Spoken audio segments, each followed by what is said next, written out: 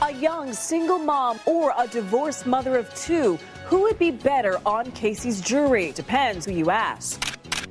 And so Tony Pipitone did. Good evening, I'm Jacqueline London. And I'm Mike Garofalo. The case against Casey is taking shape as we speak. The mother charged with murder sat in court today and heard about her father's painful suicide note and watched as the crime scene investigator who inspected her car talked about what he found. It's all leading up to what may be the most crucial part of a criminal trial, choosing a jury. And tonight, Tony Pipitone looks at some of what will go into finding those 12 people.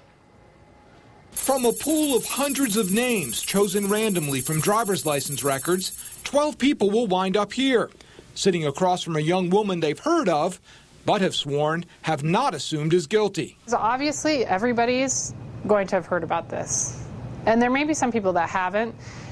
And frankly, as a prosecution, I'd be scared to death of those people. We asked both that former prosecutor and defense attorney Cheney Mason what kind of person would make a good juror for the defense. I would want jurors that understand enough about life to understand their frailties and weaknesses in life, have some empathy, some forgiveness, and that would not be young people. And for the prosecution, I want people that are able to focus and kind of see through those smoke screens and listen to what evidence is being presented and weigh it and see what's reasonable and what's unreasonable. It's part legal art, but also part science, says jury consultant Susan Constantine. A child disappears and the mother doesn't call the police for 30 days and makes up the name of a babysitter that she left her with and changes the story about where the baby was taken from her. Who's more apt to believe that kind of story or versus those who just would say, this is ridiculous and this woman's lying? The person that would say that they're not guilty would be someone that's not as logical. They could say, well, I can visualize that happening, so therefore that would make sense to me, versus a logical person would say, well, wait a minute, that doesn't make sense to me. But in a case where there are no fingerprints or confession, no DNA or eyewitnesses, extremely logical people might be a problem, especially if they watch a lot of this. Whoever killed this poor kid knew what they were doing. It's called the CSI effect, a tendency to acquit when the scientific evidence is anything less than ironclad, like it is on the TV show. So you don't want a CSI viewer? No. I ask the panel and I say, who watches it? Do you understand that that's not real?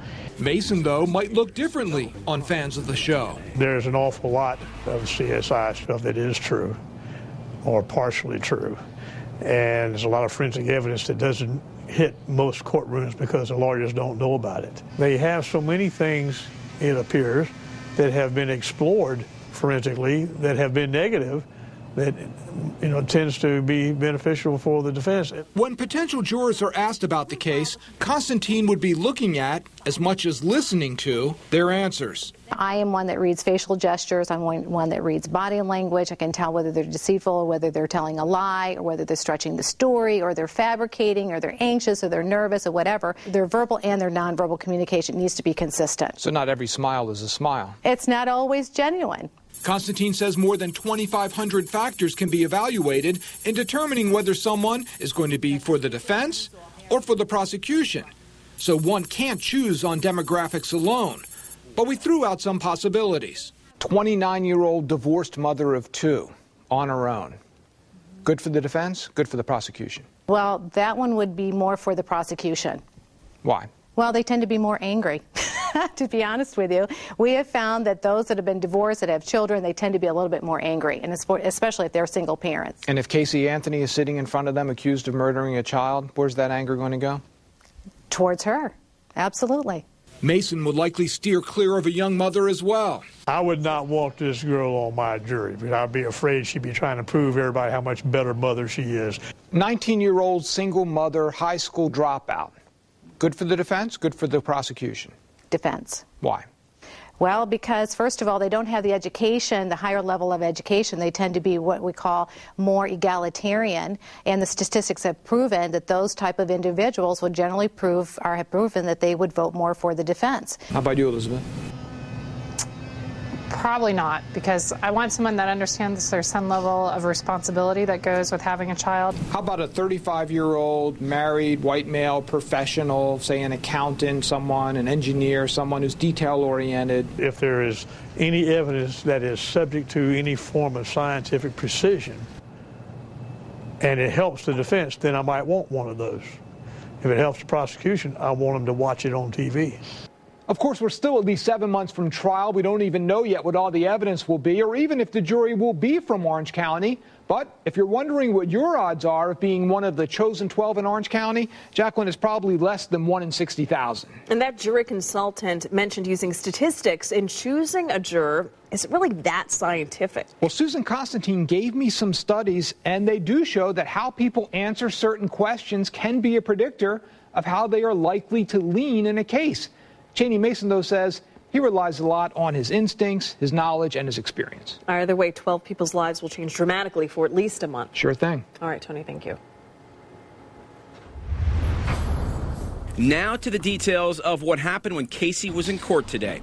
Judge Stan Strickland agreed to block prosecutors from releasing George Anthony's suicide note. He also denied the defense's request to have prosecutors sanctioned because a defense expert was not informed about evidence removed from Casey's car. And he said any notes taken by investigators surrounding the computer of Casey's ex-boyfriend, Ricardo Morales, should be turned over. The judge, however, did not rule on a motion and to have prosecutors and authorities produce DNA notes and reports in their possession. But the most intriguing part of today's hearing, the testimony from the CSI, the crime scene investigator who examined Casey's car last July. Jessica D'Onofrio has been examining the testimony all night. Jessica, a lot to take in today. What stood out to you the most? Well, Jackie, what stood out is that it seemed like we were at a trial today. Plus, this is the first time we were hearing from a CSI insider at the sheriff's office who's been very, very close to this case. Were you involved in processing the vehicle in this case? Yes, I did. For about a half an hour, it felt like the murder trial against Casey Anthony had begun 6 months early. Do you do any collection of evidence? Yes, I did. It was the first time we got to hear from a crime scene technician who's actually examined evidence in the case against Casey. You can see him in this video inspecting her car. What else was in the trunk of that car, Mr. Blaze? Residues of dirt, a piece of air freshener sheet. Casey Anthony's defense attorney tried to get to the bottom of what he believes to be misconduct, wanting to know why a garbage bag that was once in the trunk of his client's car wasn't handed over to high-profile defense expert Dr. Henry Lee, who inspected the car back in November. Dr. Lee went in there, he inspected the vehicle, and he took them to school and basically showed them many items that they did not find original. This motion, which is nothing more than an effort to bring before the court their repeated statements that there's been some sort of police or prosecutorial misconduct in this case. If that were in fact true, they should be able to establish it. Mr. Baez hasn't even come close to that.